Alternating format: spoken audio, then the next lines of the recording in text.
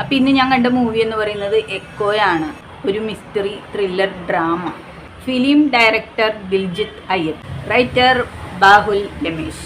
കിഷ്കിന്ധാകാന്ഡം ടീമാണ് ഇതിൽ വർക്ക് ചെയ്തിരിക്കുന്നത്. അപ്പം ഈ ഒരു മൂവിയെ നിങ്ങൾ ഒരിക്കലും കിഷ്കിന്ധാകാന്ഡവുമായിട്ട് താരതമ്യം ചെയ്ത് കാണരുത് കേട്ടോ. വിഷ്വൽസ് ഒക്കെ അടിപൊളിയാണ്. ഇടുക്കിയാണ് കഥയുടെ ഒരു പശ്ചാത്തലം, ബാക്ക്ഗ്രൗണ്ട് കേട്ടോ. ഇടുക്കിയിലാണ് ഈ സിനിമ ചിത്രീകരിച്ചിരിക്കുന്നത്. സന്ദീപ് പ്രദീപാണ് ഇതിലെ നായകൻ എന്ന് പറയാം.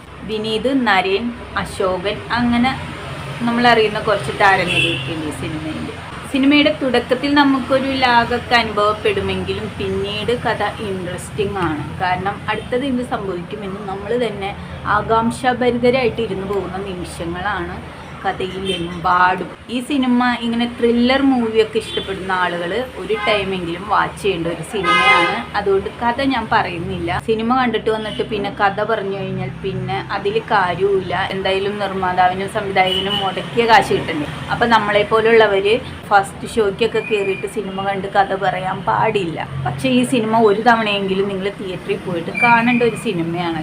കാരണം ഞാൻ നേരത്തെ പറഞ്ഞതുപോലെ തന്നെ മിസ്റ്ററി ത്രില്ലർ ഡ്രാമയാണ് മൂവി.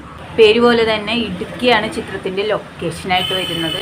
ക്യാമറയൊക്കെ അതിമനോഹരമാണ് കേട്ടോ. ഇടുക്കിയുടെ പ്രകൃതി ഭംഗി നമുക്ക് അറിയാവുന്നതല്ലേ. അപ്പം ഇടുക്കിയുടെ ഏത് മുക്കിലും മൂലയിലും കൊണ്ടുവന്ന് ക്യാമറ വെച്ചാലും അതിൻ്റെ വിഷ്വൽസൊക്കെ ഒന്ന് വേറെ തന്നെയായിരിക്കും. ഞാൻ ഒരിക്കൽ കൂടി ആവർത്തിച്ച് പറയാണ്, കിഷ്കിന്ധാകാന്ഡം ടീമാണ് ഇതിൽ വർക്ക് ചെയ്തിരിക്കുന്നത്. ആ ഒരു മൂവി കണ്ടിട്ട് അത് വെച്ചിട്ട് ഈ ഒരു മൂവിയെ നിങ്ങൾ താരതമ്യം ചെയ്യാൻ വരരുത്. ഇനി ഞാൻ ഫസ്റ്റ് ഷോ അല്ലെങ്കിൽ പ്രിവ്യൂ ഷോ കണ്ടു വന്നിട്ട് കഥ പറഞ്ഞു എന്നൊരു ചീത്തപ്പേര് എനിക്ക് വേണ്ട. അതുകൊണ്ട് ഞാൻ കഥ പറയൂല, നിങ്ങൾ എത്ര നിർബന്ധിച്ചാലും പറയൂല. മൂവിയുടെ തുടക്കത്തിൽ നമുക്ക് വലിയ ഇൻട്രസ്റ്റ് തോന്നുമില്ലെങ്കിലും പിന്നീട് അങ്ങോട്ട് ചെല്ലുന്തോറുമാണ് ഇതിൻ്റെ ഒരു ഡ്രാമ അല്ലെങ്കിൽ ആ ത്രില്ല് എന്താണെന്ന് നമുക്ക് മനസ്സിലാക്കി തരുന്ന ഒരു മൂവിയാണ്. അപ്പോൾ നിങ്ങൾ ഒരു തവണയെങ്കിലും ഈ ഒരു മൂവി തിയേറ്ററിൽ പോയി തന്നെ വാച്ച് ചെയ്യേണ്ട ഒരു മൂവിയാണ്. കാരണം തിയേറ്ററിൽ പോയി വാച്ച് ചെയ്താൽ മാത്രമാണ് നമുക്ക് ആ വിഷ്വൽ എഫക്റ്റൊക്കെ നമുക്ക് അതേപടി നമുക്ക് അറിയാൻ പറ്റുള്ളൂ. അഭിനയിച്ച എല്ലാവരും നല്ല അസലായിട്ട് അഭിനയിച്ചിട്ടുണ്ട്. പ്രത്യേകിച്ച് വിനീത്, അശോകൻ, നാരേനൊക്കെ അടിപൊളിയായിട്ട് അഭിനയിച്ചിട്ടുണ്ട്. സന്ദീപിൻ്റെ കാര്യം പിന്നെ പ്രത്യേകം പറയാനൊന്നുമില്ല, എടുത്തു പറയേണ്ട കാര്യമൊന്നുമില്ല.